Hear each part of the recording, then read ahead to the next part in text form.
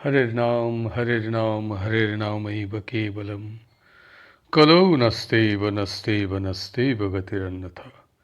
श्री श्री गुरवे नमः। प्रेम भक्ति प्रदातारं आनंद वर्धनम शरणमयीषु तं वन्दे जुगुमाय मनोहरम। विजय वल्लभां देवीं विजयानंद वर्धिनीं सदानंदमयीं सद्धिं जुगुमायां नमाम्यहम्। गुरुर्ब्रह्मा गुरुर्विष्णु गुरुर्देव महेश्वर गुरुरेव परं ब्रह्म तस्मै श्री गुरवे नमः। ভক্তিভাজন শ্রীমদ্ জগৎবন্ধু মৈত্র মহাশয় রচিত শ্রী শ্রী গোসাইজির জীবনী প্রভুপাদ বিজয়কৃষ্ণ গোস্বামী গ্রন্থ হতে পাঠ। আমরা গ্রন্থটির বাল্যলীলা নামক চতুর্থ পরিচ্ছেদ আস্বাদন করছি। বিজয়কৃষ্ণের বয়স যখন ৮-৯ বৎসর, সেই সময় শ্যামসুন্দরের কোনো যাত্রা উপলক্ষে ব্রাহ্মণ ভোজনের আয়োজন হইয়াছিল। একটি বৈষ্ণব ব্রাহ্মণ ভোজনের পূর্বে আসিয়া ভিক্ষা চান। তখন গৃহস্বামী বাবাজিকে বলেন, একটু অপেক্ষা করো, ব্রাহ্মণ ভোজন হইয়া গেলে ভিক্ষা পাইবে। বাবাজি কিন্তু অপেক্ষা করিলেন না। ভিক্ষা না লইয়াই তিনি চলিয়া গেলেন। বালক বিজয়কৃষ্ণ সেই স্থানে দাঁড়াইয়াছিলেন। ক্ষুধার্ত, আহার না পাইয়া চলিয়া গেল। ইহা তাহার প্রাণে সহিল না। তিনি বাবাজির পশ্চাতে ছুটিলেন। কিছু দূরে গিয়া বাবাজিকে ধরিয়া তাহার বাসস্থানের ঠিকানা জানিয়া আসিলেন। পরে ব্রাহ্মণ ভোজন শেষ হইলে একজনের পরিমাণ খাদ্যবস্তু লইয়া গিয়া বাবাজির আশ্রমে দিয়া আসিলেন। অতঃপর তিনি মধ্যে মধ্যে বাবাজির আশ্রমে খাবার দিয়ে আসিতেন। তাহার একজন বাল্য সখা বলেন, আমাদের দলস্থ শতাধিক বালকের মধ্যে বিজয় সর্বকনিষ্ঠ ছিল। বয়সে ছোট হইলেও সেই আমাদিগকে পরিচালিত করিত। সেই আমাদের দলের নেতা ছিল। তাহার এমন মোহিনী শক্তি ও প্রভাব ছিল, যার দ্বারা সে আমাদের সকলকে একেবারে বশীভূত করিয়া ফেলিয়াছিল। তাহার অসাধারণ চরিত্র গৌরবের প্রভাবে সকলেই তাহার বাধ্য হইয়া পড়িত। তাহার লাবণ্য মাখা সুকুমার বদনমণ্ডলের যে কি এক আশ্চর্য শক্তি ছিল, যার দ্বারা সে সকলের প্রাণ কাড়িয়া লইত। তাহার কণ্ঠস্বর অতিশয় মিষ্ট ছিল। লোকের মনোরঞ্জন করিবার তাহার অসাধারণ শক্তি ছিল। সমবয়স্ক বন্ধুগণের প্রতি সে অত্যন্ত কোমল ব্যবহার করিত। তাহার সহৃদয়তার নিকটে আমাদিগকে আত্মবিক্রয় করিতে হইয়াছিল। তাহার ন্যায় পরদুঃখ কাতর করুণ হৃদয় বালক আমাদের দলে আর একটিও ছিল না। কাহারও দুঃখ দেখিলে তাহার প্রাণ গুলিয়া যাইত। তাহার হৃদয় কুসুমের ন্যায় কোমল ছিল। অপরের ক্লেশ সে একেবারেই সহ্য করিতে পারিত না। কাহারও কষ্ট দেখিলে সে কাঁদিয়া ফেলিত। আর্তজনের দুঃখ মোচনের জন্য সে প্রাণপণে চেষ্টা করিত। বিজয় সত্যের সজীব মূর্তি ছিল। তাহার সত্যনিষ্ঠা দেখিলে মনে হইত সত্যই যেন বিজয়ের মূর্তি ধারণ করিয়া পৃথিবীতে আগমন করিয়াছেন। সে মিথ্যা কথা বলিতে জানিত না। মিথ্যে তাহার প্রকৃতি বিরুদ্ধ ছিল। আমি কখনো তাহাকে মিথ্যা বলিতে শুনি নাই। অন্যায় কার্য করিলে আমরা সকলেই সত্য গোপন করিতাম, কিন্তু সে কখনো অসত্য কথা বলিত না। তাহাকে জিজ্ঞাসা করিলে সে সত্য কথা বলিয়া দিত। এজন্য আমরা তাহাকে কত বকিয়াছি, কত তিরস্কার করিয়াছি, কিন্তু সে তাহার স্বভাব সিদ্ধ সত্যনিষ্ঠা কিছুতেই পরিত্যাগ করে নাই। সে দৌরাত্ম্য যথেষ্টই করিত, তাহা দ্বারা লোক বিলক্ষণ উপদ্রুত হইত, কিন্তু সে কথা জিজ্ঞাসা করিলে সে তাহা অস্বীকার করিতে পারিত না। আর একটি ব্যাপার দেখিয়াছি, কেহ তাহাকে শাসন করিতে পারিত না। লোকে তাহার দ্বারা ক্ষতিগ্রস্ত হইয়া রোষে কাঁপিতে কাঁপিতে তাহাকে শাস্তি দিতে আসিয়া যেই তাহার লাবণ্য ঢলো ঢলো মুখখানি দেখিত, অমনি তাহাদের সমস্ত ক্রোধ জল হইয়া যাইত, আর তাহারা তাহাকে একটি শক্ত কথাও বলিতে পারিত না।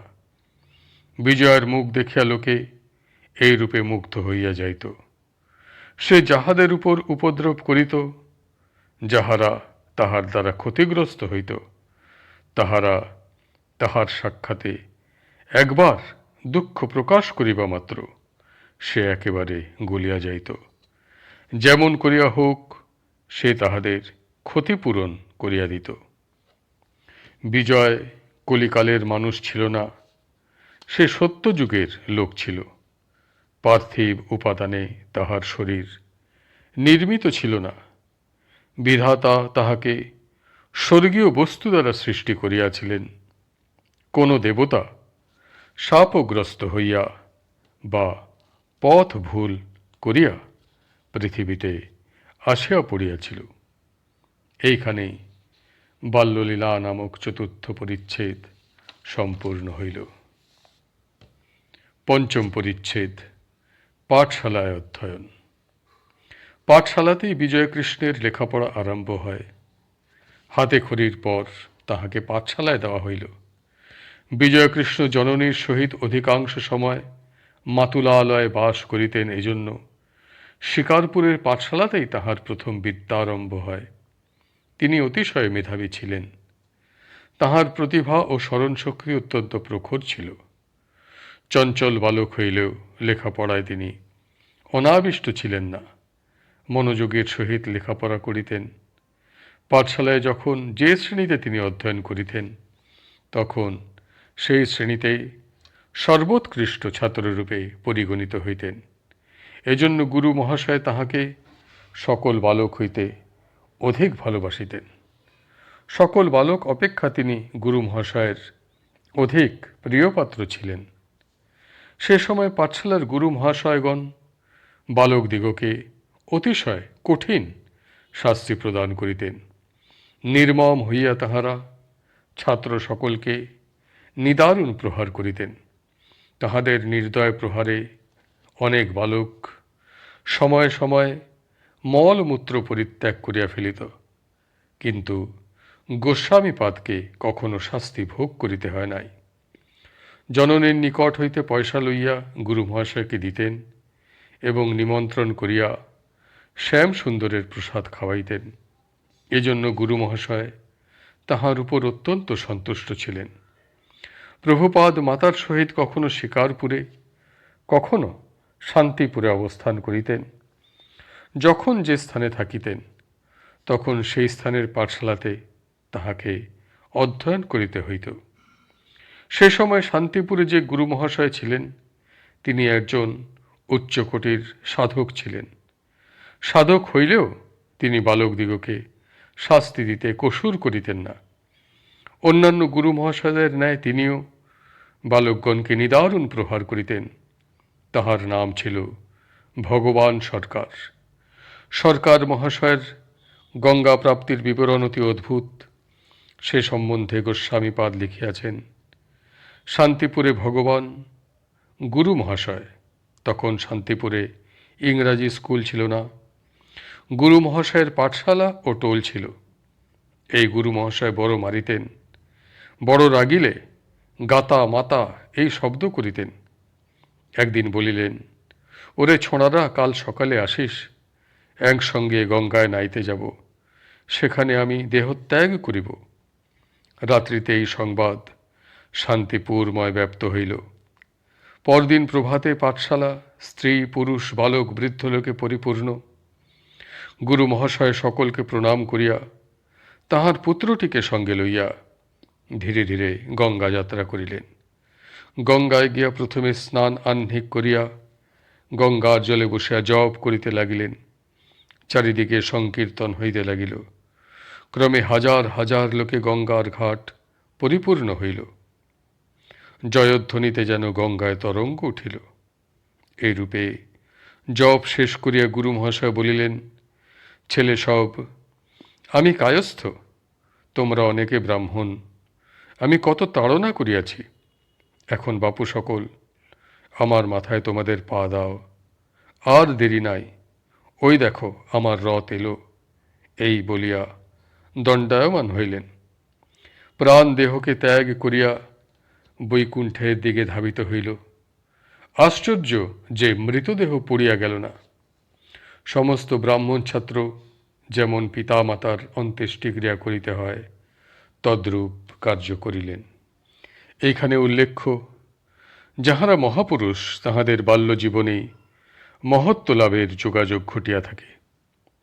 প্রভুপাদ বিজয়কৃষ্ণ বাল্যকালেই এমন একজন শিক্ষাগুরু পাইয়াছিলেন, যাহার সঙ্গ দৃষ্টান্তের প্রভাবে তাহার ধর্মজীবন লাভের যথেষ্ট সাহায্য হইয়াছিল। পাঠশালার শিক্ষা সমাপন করিয়া প্রভুপাদ বিজয়কৃষ্ণ শান্তিপুরের এক ক্রোশ উত্তর পূর্ব দিকে অবস্থিত বানকের পরিত্যক্ত নীল কুঠিতে হেজেল সাহেবের স্কুলে পড়িয়াছিলেন। গোস্বামী মহাশয়ের বয়ঃক্রম যখন 2.5 বৎসর, সেই সময় তিনি পিতৃহীন হন। যিনি তাহাকে দত্তক গ্রহণ করিয়াছিলেন তিনিও তাহার শৈশব অবস্থাতেই পরলোক গমন করেন। প্রভুপাদ বিজয়কৃষ্ণ উপনয়নযোগ্য বয়সে পদার্পণ করিলে দত্তক গ্রহীত্রী স্বর্গীয়া কৃষ্ণমণি দেবী তাহার উপনয়ন উপযোগী অর্থ সংগ্রহের জন্য শিষ্যালয় গমন করিলেন। বালক বিজয়কৃষ্ণ জননী স্বর্ণময়ীর নিকট রহিলেন। কিছুদিন পরে স্বর্ণময়ী দেবীর শিষ্য ভবনে যাওয়া নিতান্ত প্রয়োজন হওয়াতে তিনি পুত্রকে পিতৃগৃহে তাহার ভগিনীর নিকট রাখিয়া প্রবাসে গেলেন। ইহার কিছু পরে কৃষ্ণমণি অর্থ সংগ্রহ করিয়া শান্তিপুরে আসে উপনয়নের আয়োজন করিতে লাগিলেন। কিন্তু পুত্রের পৈতা দিয়া আনন্দ সম্ভোগ করা বিধাতা তাহার অদৃষ্টে লেখেন নাই। অকস্মাৎ বিসূচিকা রোগে তিনি দেহত্যাগ করিলেন। এইরূপে শৈশবে পিতা ও দত্তক গ্রহণকারিণী পরলোকগত হওয়াতে বিজয়কৃষ্ণের লালন পালন ও ভরণ পোষণের ভার সম্পূর্ণরূপে তাহার গর্ভধারিণীর উপরে পতিত হইল। সংসারের ব্যয় নির্বাহের জন্য অর্থচেষ্টায় জননী স্বর্ণময়ীকে অনেক সময় শিষ্য বাড়িতে ঘুরিতে হইত। রংপুর জেলার আমলাগাছির জমিদারগণ তাহাদের শিষ্য ছিলেন। এতদ ভিন্ন সেখানে তাহাদের কিছু ভূ সম্পত্তি থাকাতে মাতাকে পুত্রদ্বয় সহ অনেক সময় সেই গ্রামে বাস করিতে হইত। আমলাগাছি অতিশয় গণ্ডগ্রাম। সে সময় সেখানে স্কুল আদি কিছুই ছিল না। এজন্য ব্রজগোপাল ও বিজয়কৃষ্ণ মাতার সহিত যখন আমলাগাছিতে থাকিতেন তখন তাহাদের লেখাপড়া শিখিবার কোনো সুবিধাই হইত না। বাল্যকালে এই প্রকার অসুবিধার জন্য প্রভুপাদ বিজয়কৃষ্ণ আশানুরূপ শিক্ষা লাভ করিতে পারেন নাই। পড়াশোনা করিবার সুযোগ পাইলে অল্প বয়সেই তিনি যথেষ্ট উন্নতি করিতে পারিতেন, কেননা তাহার প্রতিভা ও স্মৃতিশক্তি অসাধারণ ছিল। এখানেই পাঠশালায় অধ্যয়ন নামক পঞ্চম পরিচ্ছেদ সম্পূর্ণ হইল এবং সেই সঙ্গে আজকের পাঠও সমাপ্ত হইল। হরি বল, হরি বল, হরি বল।